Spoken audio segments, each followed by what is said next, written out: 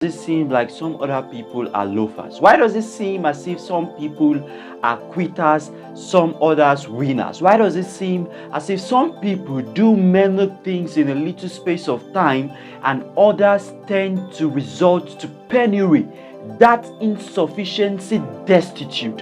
Why does it seem as if in life isn't fair? Life is perverse. Why does it seem as if life in a way isn't fair to everybody? Why does it seem as if everybody cannot necessarily enjoy all the ambience that come with life? How is it so? How is it that life doesn't put the same thing on the plate of everybody? Now, here's what I want to talk to us about today. In life is fair. The reason, somebody said it this way. He said, everybody is self-made, but only the successful will admit it. Everybody in life you see today, you, me, everybody you can think of, is actually self-made. But then only those that are successful will admit it. Why is it so? This is life. We are here. We found ourselves here. Isn't it best we live it to the fullest? Isn't it best that we enjoy not only all that life has to offer, but then we offer something to life?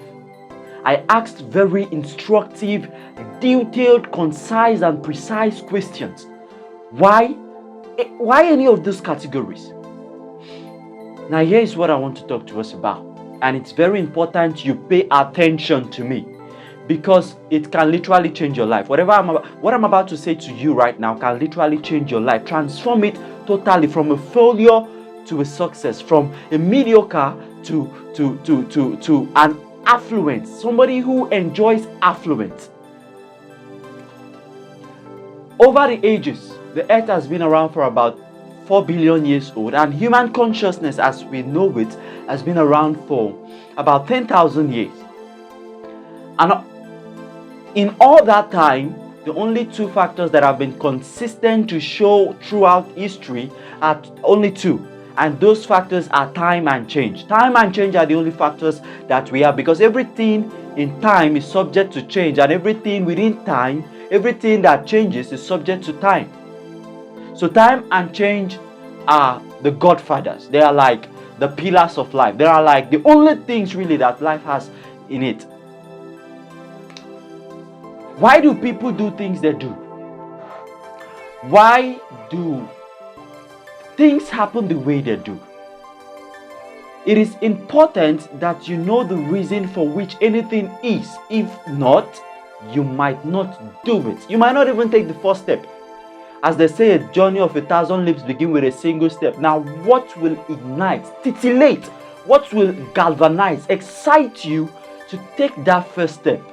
Now, the answer to my question is in the question, why? And that's exactly what I want to talk to us about today. What is your why? Why do you want to do what you're about to do? Why if you were to be asked, if you were to be interviewed, if you were to be posed the question, why are you about to take this action? Why do you want this for yourself? Who do you want this for? Why do you do it? Why are you doing it? What will be your response? Is it selfish? Is it, I'm not accusing you of being too personal or but then is it something that can actually benefit somebody other than yourself? Why do you want to do what you're doing? As a student, why do you read? Why are you studying the course you are studying right now? As a medical doctor, why are you doing it? As a music producer, as a singer, as a voice actor, in any field of life, why are you there? Why are you there? Because here is what I want to warn you about. Life vacillates. Life oscillates. There are vicissitudes in life that have to be endured. Life is subject to all the vicissitudes that come with it. Now, what will make sure that when those times come, those hard times, those changes in fortune, when they come, what will make sure that you endure, persevere, overcome, go through them? Because there is no way above them.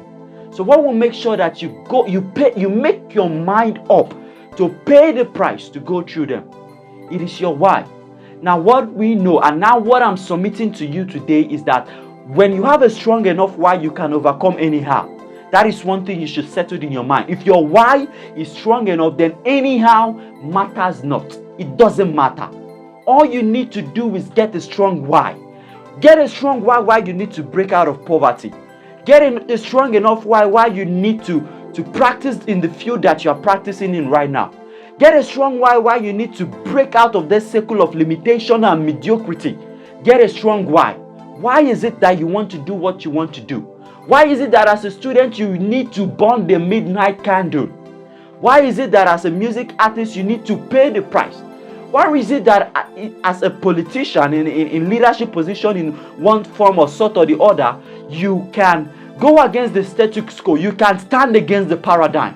You can say this ought not to be, and you stand against it firmly, without conviction, not changing your stance. Why can you do that? What will make sure that when you take that stand, you see to it, you keep to it? It is your why. If your why is not strong enough, believe me, anything can shake you. You need to stand up for what you believe in, because you can fall for anything. You can fall for anything. Literally, anything can false you. But then, for you to stand really, it takes a level of belief. And that belief has to be backed up with a strong why. Now, that's exactly what I'm talking to us about today. Get your why. Get your why. Stop vacillating. Stop oscillating. Stop loafing around. Stop loafing about. Get your why and stick to it. See to it that you attain your goals. Not because all the conditions are right. Not because all the ambience are right. Not because the support is there. Not because the government is supportive. Not because anybody is supporting you. But then because your why is your motivating force. It's your pushing angle. It's your buttress point. It's your leverage point. It's what pushes you. It's what sees you. It's your premise for your success. Get your why. Make it strong enough. Make it strong enough. I give us this story of two little boys who went to the snow to play. And then, of course, when they went out, there was a blizzard. That's a heavy downpour of snow. One got stuck in the ice. The other was in despair. He was hopeless. He was frustrated. He knew not what to do. But here is what's instructed. He actually looked around, and because of his desperation, because of his optionlessness, he saw a tree.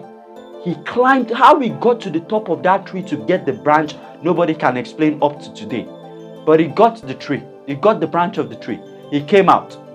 He came down from the tree, and he actually made a hole, a circle around his friend that was stuck. And by some miracle, the ice was thick. So thick that it was inexplicable how he was able to break such thick ice. But he did it. And then when people finally came, and they stood in amusement of what just happened. Like, how was he able to make this hole, break the ice, pull out his friend? A wise man said to everybody standing there, he said, I knew how we do it. He did it. He did it because there was nobody there to tell him he couldn't. And he did it because his reason, his why, was strong enough. Now here begs my question. What is your why? What is your why? Away with that. Away with you just doing things because you feel like it. Away with you just doing things because your psychology is akin to it. Away with that. You need to get your why, and you need to make sure it's strong. You want to break free of poverty? What's your why? You want to advance in science as a student. You want to do something worthwhile with your life. What is your why? Once your why is strong enough, you can overcome anyhow. Once your why is powerful, anyhow can be subdued. When your why is up to the task, then the how becomes subject to it. So get your why. Get your why. Away with you just moving around and doing a whole lot of things and achieving nothing. Stick to your why. And here's what I'm assuring you. If your why is strong enough, what we know is that whatever the mind of man can conceive and believe, it can achieve. Now, the only little fragment or element that buttresses that statement is being backed up with a strong why. Whatever your mind can conceive, believe. The why is in the believing. Because if you don't have a why, then there is nothing to believe in. So whatever your mind can conceive, believe, having a strong why, ultimately I give you an assurance of achievement. You can achieve it, you can attain it, you can be successful, you can achieve your dream, you can do that thing that seems impossible to everybody.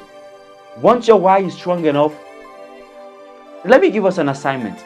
So I want you to go home after this, just immediately, even as you're listening to me right now.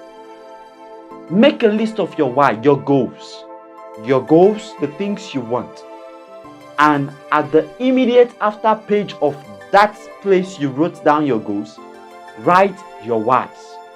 Make them clear, make them concise, precise. Don't leave open ends. Make sure that you write it in such a way that a 2-year or a 3-year-old baby can actually read, understand, comprehend, and even act on it because of the power and clarity of your why. That's an assignment for you. What's your why? What's your why? You want to do it? You think it's going to be easy? No. You deceive yourself. If you think it's going to be easy, that's a lie.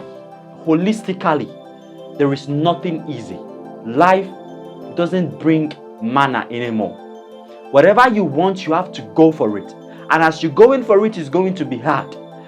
You're going to get criticisms, you're going to get hindrances, you're going to get deterrences. But if your why is strong enough, all those are no factors. I repeat, if your why is strong enough, hindrances, criticisms, deterrents, obstacles, there are no factors. So make your why, get it clear, make it precise, concise, without vague, make it without obscurity. Make it so clear that your mind can resonate, understand, revert, and act on it. And ultimately, when you have your why, you will achieve your goal. And that's exactly what I want to talk to us about. Thank you for taking out your time. It's very important. I really identify with you because it is important you strive towards the attainment of your goals.